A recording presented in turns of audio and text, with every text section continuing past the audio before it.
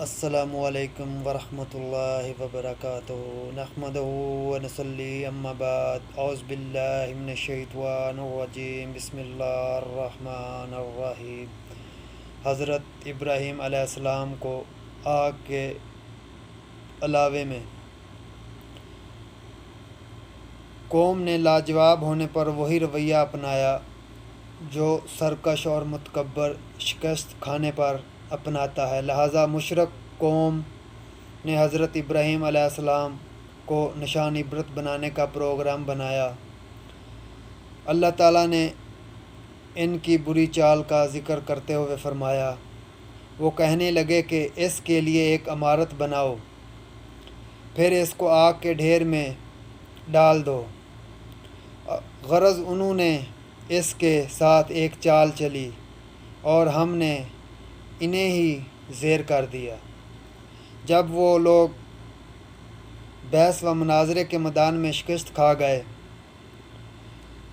اور ان کے پاس کوئی دلیل باقی نہ رہی، نہ شبہ جسے دلیل کا رنگ دے کر پیش کیا جا سکتا، تو انہوں نے حماقت اور سرکشی پر مبنی اپنے مذہب کی تائید کے لیے قوم اور اقدار کو استعمال کرنے کا فیصلہ کر لیا، لیکن اللہ تعالیٰ نے اپنی خاص تدبیر سے دین حق کو غالب کر کے اپنی برہان کو پختہ ثابت کر دیا، اور جسے ارشاد فرمایا، تب وہ کہنے لگے کہ اگر تمہیں اس سے اپنے معبود کا بدلہ لینا ہے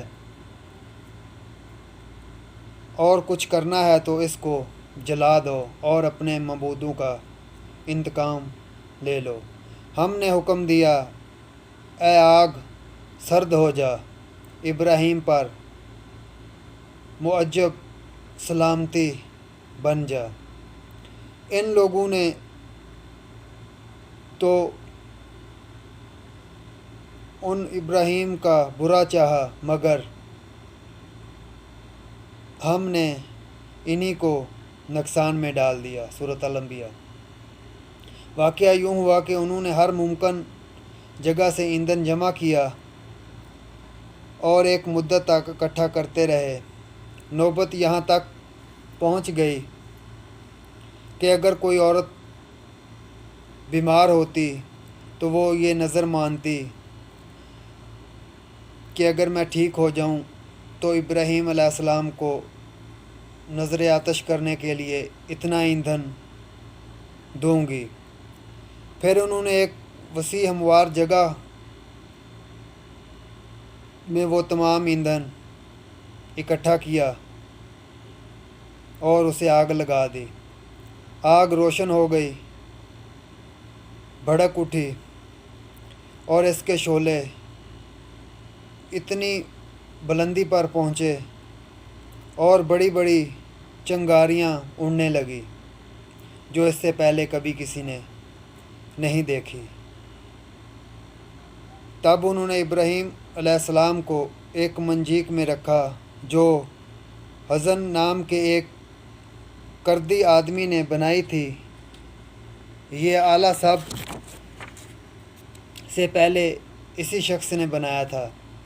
اللہ تعالیٰ نے اسے زمین میں دھسا دیا، وہ قیامت تک دھستا چلا جائے گا۔ پھر لوگوں نے آپ کو پکڑ کر باندھا اور مشکن کس دی۔ اس وقت آپ یہ فرما رہے تھے، لا الہ الا اللہ سبحانک رب العالمین لک الحمد ولک ملک لا شریک لک۔ اے اللہ، تیرے سوا کوئی معبود نہیں، تو پاک ہے، جہانوں کے مالک، تیری ہی تعریف ہے، تیری ہی بادشاہی ہے اور تیرا کوئی شریک نہیں۔ حضرت ابراہیم علیہ السلام کو ہاتھ پاؤں باندھ کر منجیک میں رکھا گیا اور اس کے ذریعے آگ میں پھینکا گیا تو آپ نے فرمایا، حسبنا اللہ و نعم الوکیل، ہمیں اللہ کافی ہے اور وہ اچھا کارساز ہے۔ صحیح بخاری میں حضرت عبداللہ بن عباس رضی اللہ عنہ سے روایت ہے، انہوں نے فرمایا حسبنا اللہ و نعم الوکیل۔ یہ بات ابراہیم علیہ السلام نے اس وقت فرمائی تھی جب انہیں آگ میں پھینکا گیا، اور حضرت محمد صلی اللہ علیہ وسلم نے اس وقت فرمائی تھی جب آپ کو بتایا گیا کفار نے تمہارے مقابلے کے لیے لشکر جمع کیا ہے، سو ان سے ڈرو، تو ان کا ایمان اور زیادہ ہو گیا اور کہنے لگے کہ ہم کو اللہ ہی کافی ہے اور وہ بہت اچھا کارساز ہے۔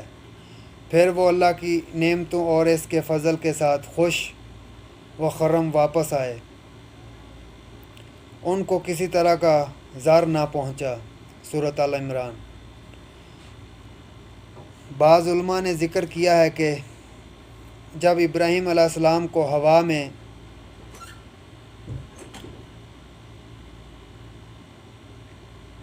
میں تھے تو جبرائیل علیہ السلام ظاہر ہوئے اور فرمایا ابراہیم آپ کی کوئی حاجت؟ انہوں نے کہا آپ سے تو کوئی کام نہیں۔ حضرت عبداللہ بن عباس رضی اللہ عنہ سے اور حضرت سعید بن جابر رضی اللہ عنہ سے روایت ہے کہ بارش کا فرشتہ کہنے لگا مجھے کب حکم دیا جائے گا کہ میں بارش برسا دوں، لیکن اللہ کا حکم اس سے بھی پہلے پورا ہو گیا۔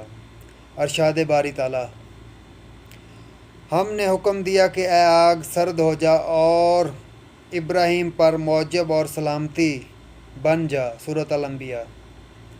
حضرت علی رضی اللہ عنہ کا کہنا ہے سلامن کا مطلب ہے کہ آپ کو تکلیف نہ پہنچائے۔ حضرت عبداللہ بن عباس رضی اللہ عنہ سے روایت ہے اور ابو عالیہ رحمۃ اللہ نے فرمایا اگر اللہ تعالیٰ یہ نہ فرماتا ابراہیم پر سلامتی والی ہو جا تو آگ اتنی ٹھنڈی ہو جاتی کہ آپ کو اس کی ٹھنڈک سے تکلیف محسوس ہوتی۔ حضرت عقب احبار رحمۃ اللہ علیہ فرماتے ہیں کہ اس دن پوری زمین کے باشندے آگ سے فائدہ نہ اٹھا سکے اور آگ نے ابراہیم علیہ السلام کی صرف وہ رسیاں جلائیں جن سے وہ بندھے ہوئے تھے۔ کفار نے حضرت ابراہیم علیہ السلام پر فتح پانا چاہی لیکن انہیں شکست ہوئی۔ انہوں نے بلند ہونا چاہا لیکن پستی نصیب ہوئی۔